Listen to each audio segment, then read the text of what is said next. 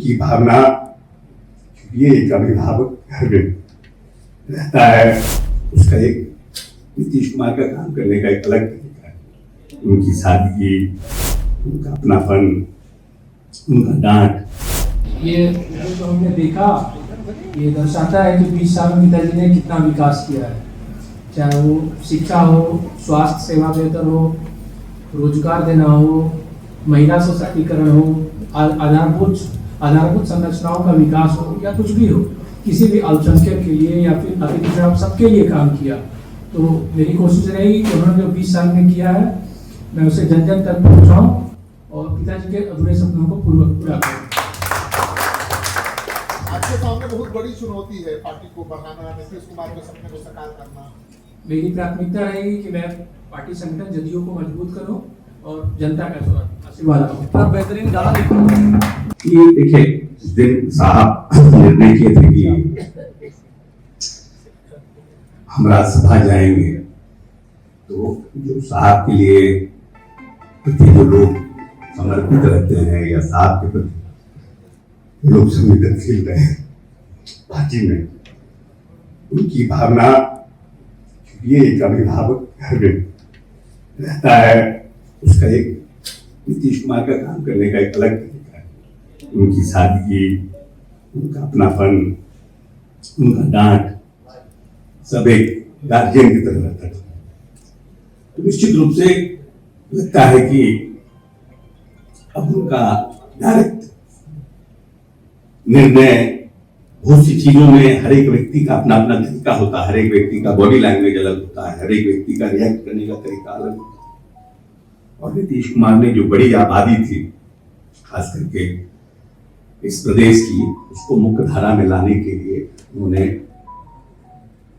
कानून बना करके उन्होंने प्रयास किया, चाहे वो पंचायती राज व्यवस्था में दलितों का आरक्षण हो, महिलाओं का आरक्षण हो, अति पिछड़ों के लिए उन्होंने न्यायिक सेवा में जो लड़ाई लड़ी,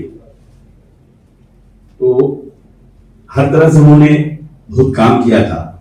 हम लोग चाहते थे कि नेता 5 साल और इस बिहार को, उनका सपना था समृद्धशाली बिहार। अभी हम समृद्धशाली नहीं हो पाए हैं, हमारा per capita income national per capita income से कम है। तो एक समृद्धशाली बिहार का निर्माण उनके रहते होता, उन्होंने जो सपना देखा था उसको खुद वो पूरा करते। लेकिन फिर भी क्योंकि अब माननीय नेता का निर्णय था कि हम चौथे हाउस में भी जाएं, तो हुआ कि जब जा रहे थे तो मन में विचार आया और हम एक जगह गाना गा रहे थे, तो हमने इनको बुलाया अपने घर पर और बोला कि इस कार्यक्रम के बाद आप आइएगा। ये आए, हमारे छोटू जी लेकर के इनको, और हमने और इन आधा घंटा 1 घंटा बैठे। हमने बोला कि इस तरह से लगाइए कि लोगों को अपने नेता के प्रति जो भाव है उससे अपनी जनता कनेक्ट कर सके, क्योंकि पूरा प्रदेश जो है वो नीतीश जी के चौथे हाउस में जाने के मतलब सब कुछ इतना अचानक हुआ और इतना निर्णय कर लिए नेता अपना जल्दी कि लोगों को लगता था कि नेता भी थोड़ा दिन और रहते, क्योंकि एक विश्वास है कि नीतीश कुमार प्रदेश के मुख्यमंत्री नहीं, नीतीश कुमार इस प्रदेश के अभिभावक।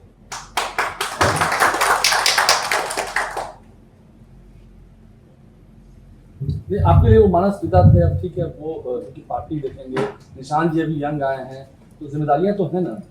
नहीं, बिल्कुल जिम्मेवारी भी है और तो बड़ी जिम्मेवारी है, और हम समझते हैं कि माननीय नेता का हम लोगों को मार्गदर्शन मिलता रहेगा।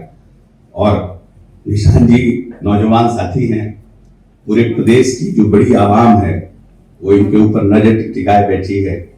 मैं समझता हूँ कि जो माननीय नेता का जो अधूरा सपना है, जो बड़ी आबादी को राजनीतिक, आर्थिक और सामाजिक ताकत देने की जो उनकी चिंता थी, उसको निशान जी पूरी ताकत के साथ पूरा करेंगे। डिप्टी सीएम क्यों नहीं स्वीकार किए? बहुत लोग एक समय आएगा तब आप प्रेस कॉन्फ्रेंस करेंगे, बात करेंगे, सब कुछ बताएंगे। और इन्होंने पहले ही कह दिया कि मेरी प्राथमिकता संगठन है, हम संगठन को मजबूत करना चाहते हैं।